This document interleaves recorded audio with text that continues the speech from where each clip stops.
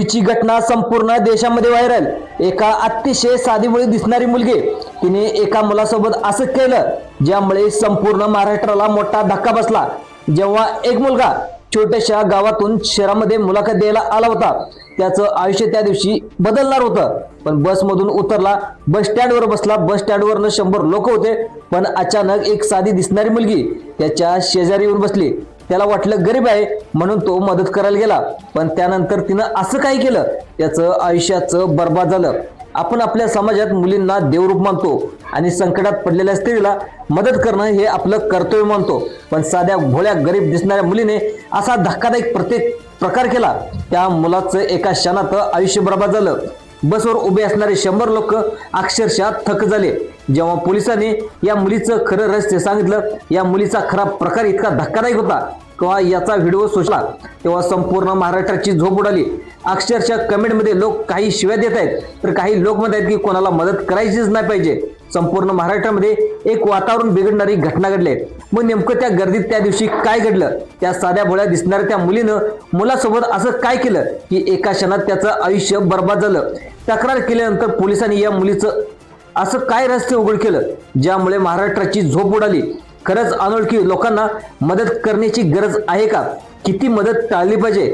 चला जाणून घेऊया या प्रकरणाचा संपूर्ण सविस्तर रिपोर्ट। एका साध्या भोळ्या दिसणाऱ्या मुलीने एका मुलाचं आयुष्य एका क्षणात बर्बाद केलं। त्या मुलीनं असं काय केलं ज्यामुळे महाराष्ट्राला हादरा बसला? अतिशय महत्वाची घटना आज या ठिकाणी घडलेली आहे। चला ही कथा सुरू होते कोल्हापूरच्या एका दुर्गम आणि छोट्याशा खेड्यातून। एक आदित्य नावाचा तरुण त्या गावात राहत होता। अतिशय गरिबीत वाढलेला, पण जिद्दीच्या जोरावर त्यानं उच्च शिक्षण पूर्ण केलं होतं। वडील शेतात कष्ट करायचे, आई लोकांच्या घरी राहून काम करून आदित्यला शिकवत होती। आज पाहायला गेलं तर आदित्यचं शिक्षण पूर्ण होऊन 2 महिने झाले होते। आदित्यला आयुष्यातला मोठा टर्निंग पॉइंट आला होता। पुण्यासारख्या मोठ्या कंपनीमध्ये त्याला मुलाखतीसाठी बोलवलं होतं। त्याच्यासाठी आयुष्यातली सगळ्यात मोठी संधी होती। कंपनी प्रचंड मोठी होती, गंडगज पॅकेज होतं। त्याला फक्त मुलाखत द्यायची होती। ह्या सगळ्या राऊंडमधून तो पुढे आला होता। त्याला कागदपत्रे घेऊन मुलाखत होणार होती आणि त्याचं सिलेक्शन देखील होणार होतं। पण काही केवळ त्यासाठी नोकरी नव्हती, तर त्याच्या सगळं घरचं नशीब पलटणारी एक सुवर्ण संधी होती।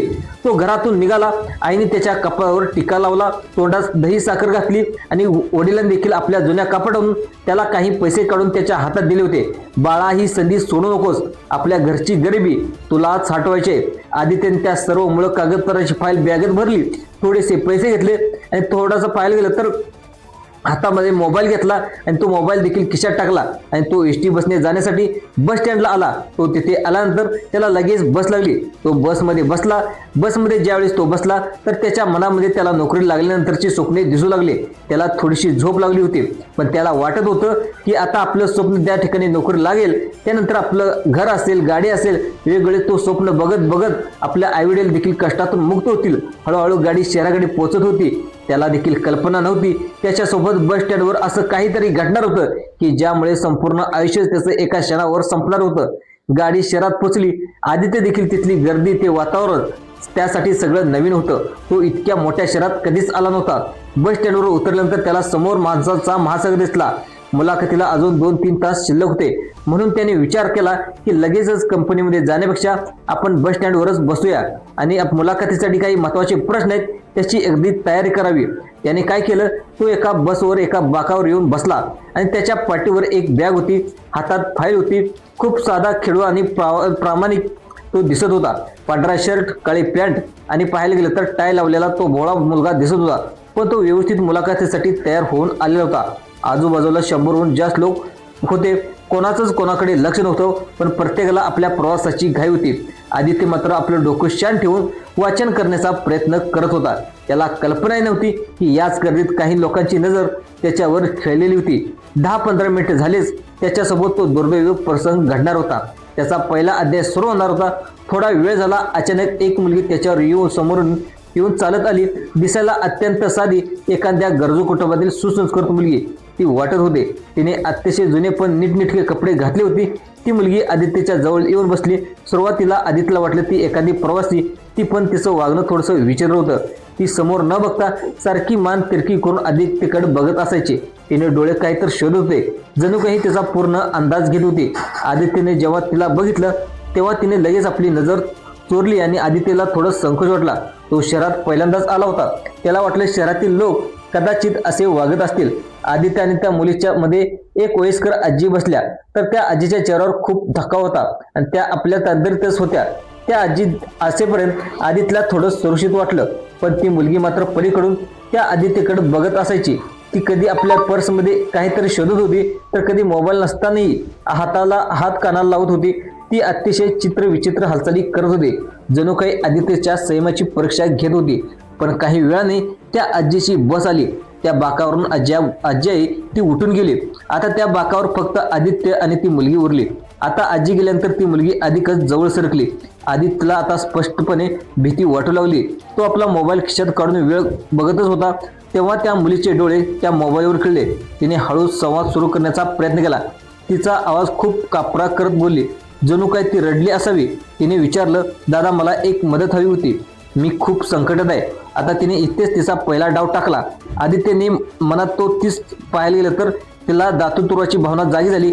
खेड्यात राहिलेला तो मुलगा, आई वडिलाची शिकवण, गरीबाला मदत करा म्हणून तिने डायरेक्ट तिला विचारलं, काय झालं. तिने आपल्या घरच्या परिस्थितीचं एक भयानक चित्र त्याच्या समोर उभं केलं. ती म्हणाली, मी घरून निघून आलेले आहे. माझ्या आईचं खूप मोठं ऑपरेशन झाले. माझे पैसे फोन बसमध्येच विसरले. पण मला माझ्या वडिलांना कळवायचंय मी सुरक्षित आहे, नाहीतर मी काळजीने ते मरून जातील. आदित्यला आपल्या आई वडिलांची आठवण झाली. तो थोडासा घाबरला, पण तो बोलण्यातल्या त्या आजरो मनामुळं त्याचं मन विरघळलं. सुरुवातीला तो साशंक होता. पुढील बराच वेळ त्यांच्यात संवाद राहिला. ती मुलगी आदित्यला आपल्या शिक्षणाबद्दल, गावातील कष्टाबद्दल सांगू लागली. तिने इतकं गोड आणि विश्वासात बोललं की आदित्यला तिच्याबद्दल सहानुभूती वाटू लागली होती. तिनं पहिला डाव टाकला होता. हळूहळू ती शिकार पकडण्यासाठी तयार झाली होती. कोणालाच कल्पना नव्हती 100 लोक तिथे उभे होते, पण कोणालाच कल्पना नव्हती की ही मुलगी त्याच्यासोबत असं काय करणार होती की एका क्षणात त्याचं आयुष्य संपूर्ण बिघडून जाणार होतं. खरोखर ही मुलगी खूप गरजू आहे. आदित्य आपल्या मुलाखतीचा अभ्यास विसरून तिच्या गप्पात इतका गुंतला की त्याला वेळ किती गेला हे असं देखील समजलं भान देखील राहिलं नाही. तिला मदत करणे हे त्याला पुण्याचं काम वाटत होतं. ती मुलगी बोलताना अधूनमधून बस स्टँडच्या गेटकडे बघून एका ठराविक पद्धतीने आपल्या केसावरून हात फिरवत होती, जणू काही ती कोणाला तरी इशारे देते की काय असं वाटत होती. आदित्य तिच्या बोलण्यात इतका गुंग झाला की तिचे इशारे तिला समजत नव्हते. आदित्यला वाटले ती फक्त नीट केस करते, पण प्रत्यक्षात तिच्या पाठीमागे कोण उभं होतं, ती कोणाला इशारे देत होती, काय इशारे सुरू होते याची कल्पना देखील तिला नव्हती. आदित्य आपला गरीबासारखा तिच्यासोबत बोलत होता. आदित्य काही वेळानंतर तिला असं बोलला की आदित्य मागे 2 लोक डायरेक्ट चक्रा मारायला लागले. 2-3 व्यक्ती तिथे होते. त्याच्या चेहऱ्यावर एक प्रकारचं विचित्र भाव होते. ते आता आदित्यच्या मागे चक्रा मारत होते. 2 सेकंद आदित्यच्या पाठीमागे उभे राहायचे आणि ही मुलगी तिच्याकडे वळून बघायची, जणू काही या टोळीचाच भाग होती की काय असं त्या आदित्यला तिच्यासोबत अगदी बोलणं बरं वाटत होतं. अनोळखी शहरात कोणतरी आपलं मिळालं असं त्याला वाटत होतं. आता आदित्य रिलॅक्स झाला होता. त्याने आपल्या बॅगेचं पाकिटाचं भान राहिलं नव्हतं. ती मुलगी अधूनमधून त्याच्या बॅगेला स्पर्श करत होती, जणू काही ती बॅग जड आहे की काय असा अंदाज घेत होती. आदित्यला वाटलं सहज बसली असेल. जवळपास 25 मिनिटं हा त्यांचा मानसिक खेळ चालू होता. आदित्यला पूर्ण खात्री पटली की मुलगी ही देवाकरच्या दूतासारखी आपल्याला भेटली. मुलाखतीला जाण्यापूर्वी एका संकटात असणाऱ्या बहिणीला मदत करणं हे आपलं भाग्य समजो. या ठिकाणी त्याने विचार केला, आज जर हिची मदत केली तर देव मला नक्की मदत मिळवून देईल. अचानक त्या काळजाला ठोका चुकणारा क्षण आता पुढे येणार होता. तिने अत्यंत नम्रपणे विचारलं. तिने आता दुसरा डाव टाकला, दादा फक्त 2 मिनिटे तुझा मोबाईल मिळेल का. मी फक्त बाबांना फोन लावते आणि तुला लगेच फोन परत करते. माझा नंबर माझ्या डायरीत आहे, फक्त तू एकदा मला बोलून दे. आदित्यने क्षणाचा विलंब न करता एक नवीन जो आयफोन घेतला होता तो कर्जाच्या हप्त्यावर घेतला होता, पण त्याला तो पाहिजे होता म्हणून घेतलेला होता. तो तिच्या पटकन हातामध्ये दिला. ती उचलला. तिने फोन लावला. हॅलो रेंज नाही असं म्हणून ती बाकावरून उठली आणि हळूहळू ती पुढे गेली आणि तिच्याकडे पाहत ती अचानक इतक्या मोठ्या गर्दीत शिरली की त्यानंतर पूर्ण ती दिशेनसा झाली. आदित्यला भीती वाटू लागली. आदित्य दचकून उठला. अगं माझा फोन असं ओरडत तो त्या दिशेने पावलं टाकत पळू लागला. त्या दिशेने मागे धावणारच होता. इतक्यात पाठीमागून एका तरुणाने त्याच्या खांद्यावरची बॅग हिसकावली. त्याच्याकडे सगळं ओरिजिनल डॉक्युमेंट्स होते. आदित्य गोंधळला. त्याने फोन पकडू की बॅग पकडू या ठिकाणी असं तिची अवस्था झाली. आता तो बॅग पकडण्यासाठी मागे वळला. समोर आलेल्या दुसऱ्या तरुणाने त्याच्या खिशात हात घालून त्याचं पाकिट मारत त्याला जोरात एक धक्का दिला. आदित्य जमिनीवर कोसळला. काही सेकंदात मुलगी आणि बॅग चोरणारा पाकिट मारणारा त्या 100 लोकांच्या गर्दीमध्ये गायब झाले. आदित्य तिथेच हातपल होऊन बसला आणि त्या बॅगेत त्याच्या आयुष्यभराचं कष्ट होते, ज्याशिवाय त्याला मुलाखत देणे अशक्य होते. पाकिटात शेवटचे पैसे त्याच्यामध्येच होते. बस स्टँडवर उभे असणारे 100 लोक फक्त बघतच राहिले. कोणी मदतीला धावून आले आणि पोलिसांनी या प्रकरणाचा तपास आला तेव्हा धक्कादायक वास्तव समोर आलं. ती मुलगी पाहायला गेलं तर ऑपरेंडची तज्ज्ञ होती. ती पाहायला गेलं तर एक संघटित टोळी होती. ती त्या मुलाकडे प्रवाशाकडे जाते, त्याच्याकडून त्या ठिकाणी पैसे किंवा वेगवेगळ्या गोष्टी चोरून घेते आणि आज आदित्यकडे सर्टिफिकेटमुळे तो त्या मुलाखतीला गेला नाही. तो कोणाकडून देखील उसने पैसे घेऊन डायरेक्ट घरी गेला आणि आज आदित्यकडे त्याचे सर्टिफिकेट्स नाहीत ना, त्याची कुठली नोकरी नाही. तो आज एक धडा घेऊन एक घरी परतला. हा धडा फक्त त्याच्यासाठी नाही तर संपूर्ण महाराष्ट्रासाठी आहे. आता गुन्हेगार आता देवीच्या रूपात देखील तुमच्या शेजारी येऊन बसलेले असू शकतात. त्यामुळे पुढच्या वेळी मदत करताना 100 वेळा विचार करा. जर कोणाला जर फोन हवा असेल तर त्याच्या जवळवर हेल्प डेस्कवर किंवा पोलिसाकडे जाण्याचा सल्ला द्या. तुमची एक छोटीशी सावधगिरी तुमच्या आयुष्यभराचे कष्ट वाचवू शकते. हा व्हिडिओ आता तुम्ही जास्तीत जास्त लोकांपर्यंत, पालकांपर्यंत पोहोचवा, जेणेकरून कोणत्याही मुलाचं आयुष्य अशा एका नराधमाच्या मुलं-मुलीमुळे, टोळ्यामुळे उद्ध्वस्त होणार नाही.